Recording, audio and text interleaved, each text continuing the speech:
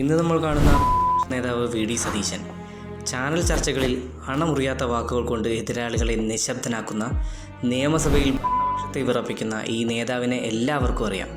എന്നാൽ ഈ പദവിയിലേക്ക് അദ്ദേഹം നടന്നു കയറിയത് വെള്ളിത്താലത്തിൽ വെച്ച് കിട്ടിയ രാജസിംഹാസനത്തിലേക്കല്ല. ഒരു സാധാരണ കുടുംബത്തിൽ ജനിച്ച് ഒരു ഗോഡ് ഫാദറുടെയും പിൻബലമില്ലാതെ കേരള രാഷ്ട്രീയത്തിലെ വൻമരങ്ങളോട് മുട്ടിപ്പൊരുതിയാണ് അദ്ദേഹം ഇവിടെ വരെ എത്തിയത്.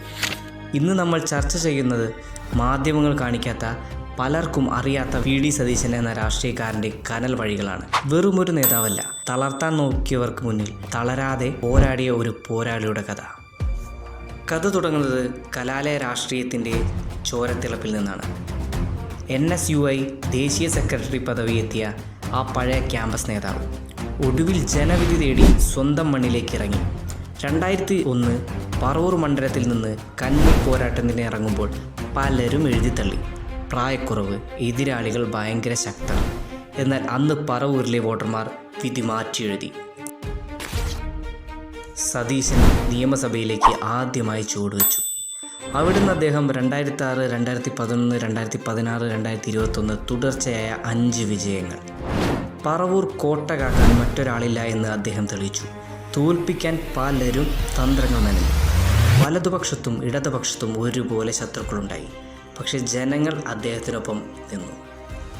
2021 മെയ് മാസം കോൺഗ്രസ് ചരിത്രത്തിലെ ഏറ്റവും വലിയ തകർച്ച നേരിട്ട സമയം.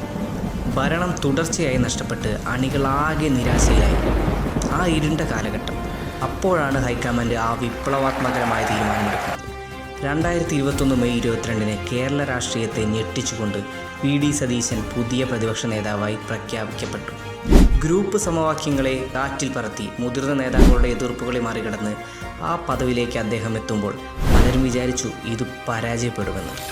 എന്നാൽ അവിടെയാണ് എല്ലാവർക്കും തെറ്റിയത്. അതൊരു പുതിയ യുഗത്തിൻ്റെ തുടക്കമായിരുന്നു. സൗമ്യനായ സതീശനല്ല, ആക്രമിച്ച് കളിക്കുന്ന ഒരു പുതിയ ക്യാപ്റ്റനെയാണ് കേരളം പിന്നീട് കണ്ടത്.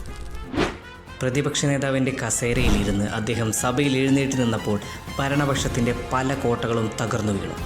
ലൈഫ് മിഷൻ, AI ക്യാമറ, സ്വർണ്ണക്കടത്ത്, അങ്ങനെ സർക്കാരിനെ പ്രതിക്കൂട്ടിലാക്കിയ എല്ലാ അഴിമതികൾക്കും പിന്നിലും സതീശൻ എന്ന തന്ത്രശാലിയുടെ കൃത്യമായ ഹോംവർക്കും മൂർച്ചയായ ചോദ്യങ്ങളും ഉണ്ടായിരുന്നു. ഡേറ്റുകൾ വെച്ച് തെളിവുകൾ നിരത്തി അദ്ദേഹം സഭയിൽ ഗർജിക്കുമ്പോൾ മറുപടിയില്ലാതെ ഭരണപക്ഷം ഉയർത്തു. ഇന്ന് കേരള രാഷ്ട്രീയത്തിൽ ഏറ്റവും കൂടുതൽ ആളുകൾ തിരിയുന്ന, ചർച്ച ചെയ്യുന്ന പേരായി വി.ഡി. സതീശൻ മാറിയിട്ടുണ്ടെങ്കിൽ അത് ഈ വിട്ടുവീഴ്ചയില്ലാത്ത പോരാട്ടം കൊണ്ടാണ്. വെല്ലുവിളികൾ ഇനിയും വരും. പക്ഷേ ഈ പോരാളിക്ക് ഒരൊറ്റ ലക്ഷ്യമേ ഉണ്ടായിരുന്നുള്ളൂ: കേരള രാഷ്ട്രീയത്തിൻ്റെ സിംഹാസനം. വരാനിരിക്കുന്ന കൊടുങ്കാറ്റിന് മുന്നോടിയായുള്ള ശാന്തത മാത്രമാണ് നമ്മൾ ഇപ്പോൾ കാണുന്നത്.